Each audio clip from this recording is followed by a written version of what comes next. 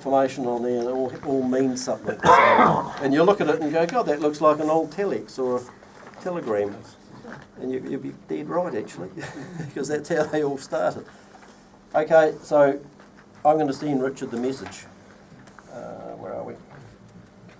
So this is how the formal message would sort of start off. So I do CT, which means we're about to start. That's what CT is. So we're going to start off here.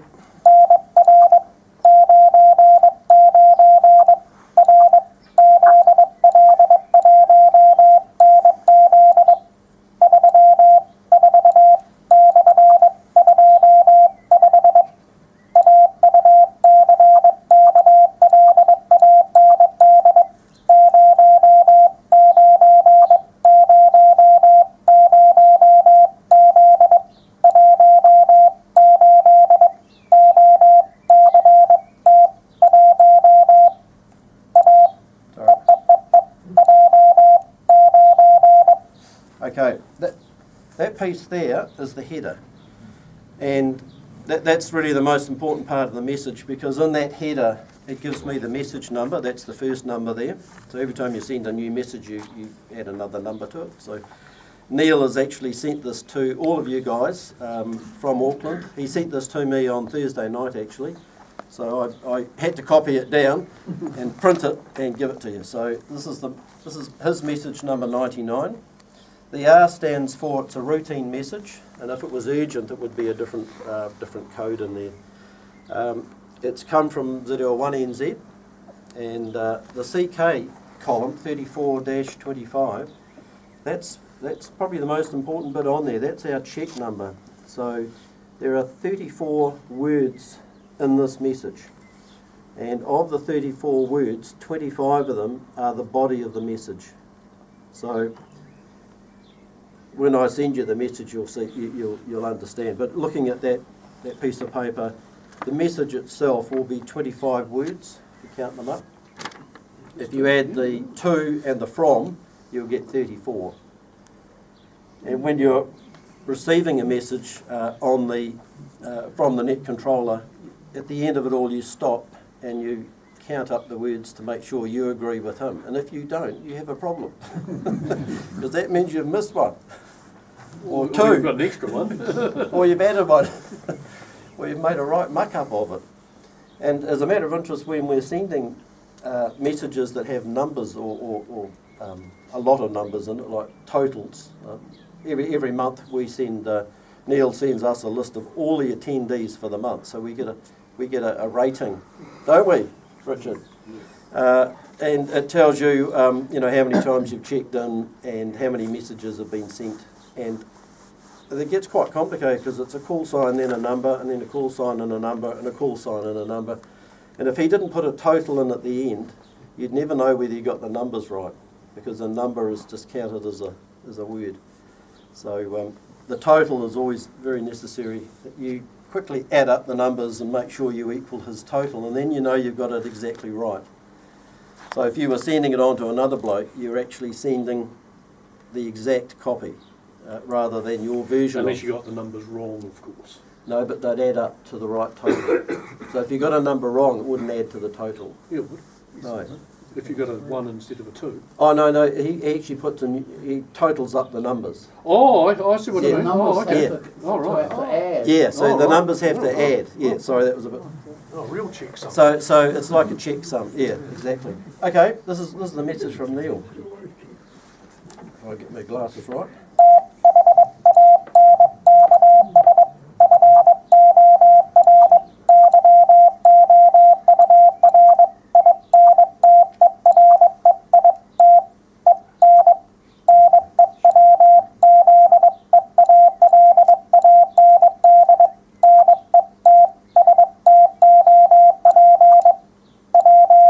Do you know where we are?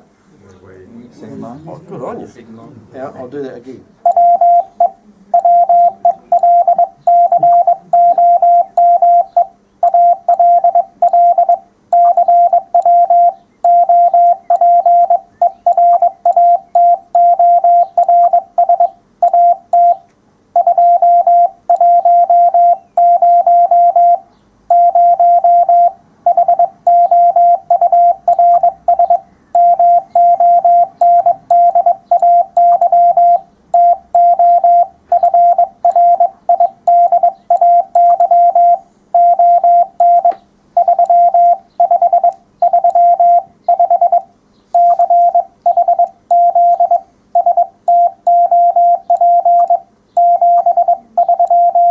got that one, didn't you? Yeah.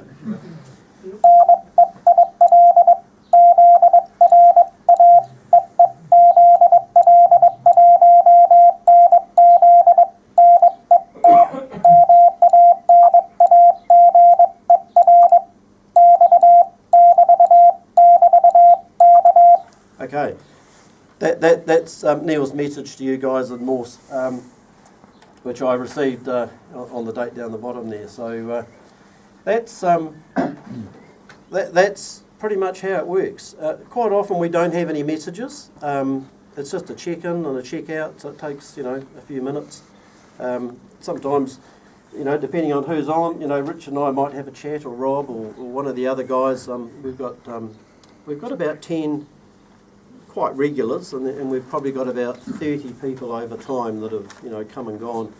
So there's a reasonable amount of interest. But if there's anybody out there in the room that's slightly interested in a bit of nostalgia, likes the idea of very formal sort of practice, and enjoys a little bit of CW and would like to improve their CW and message handling, or just practice Morse code, then it's there, 3535, Monday to Friday, 9 o'clock, dead on the dot.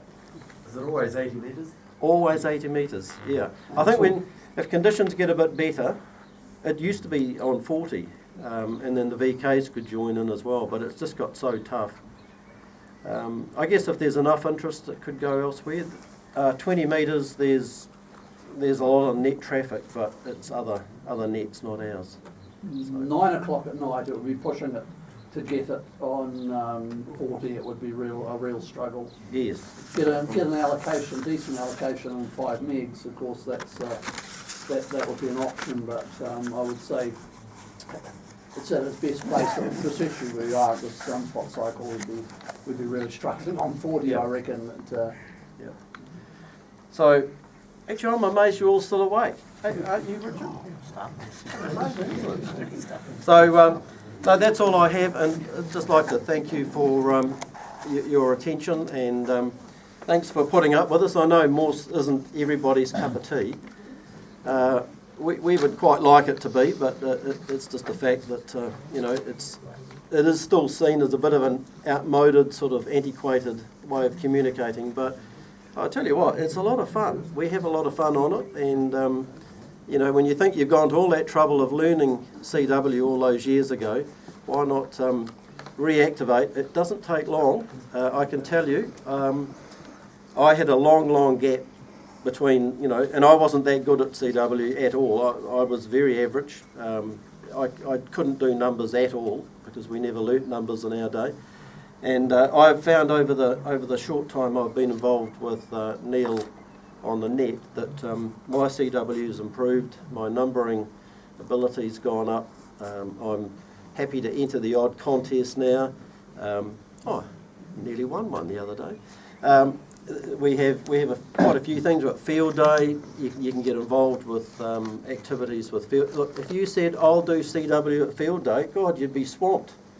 There'd be people, fighting over you because it's really difficult to get anybody to do that these days. And poor old CW. Go to weddings. Yeah.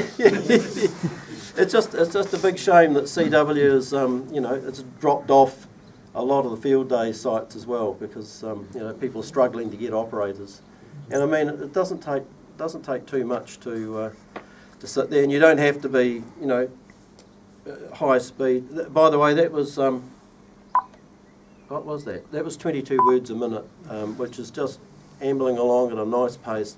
But after a while, it does get easier to read it going quicker. I made one comment, is that for the people who are not so confident, I found that the digital program in HRD, Ham Radio Deluxe, HRD, is pretty good. And it works, so the people are all kitted up for the next speaker.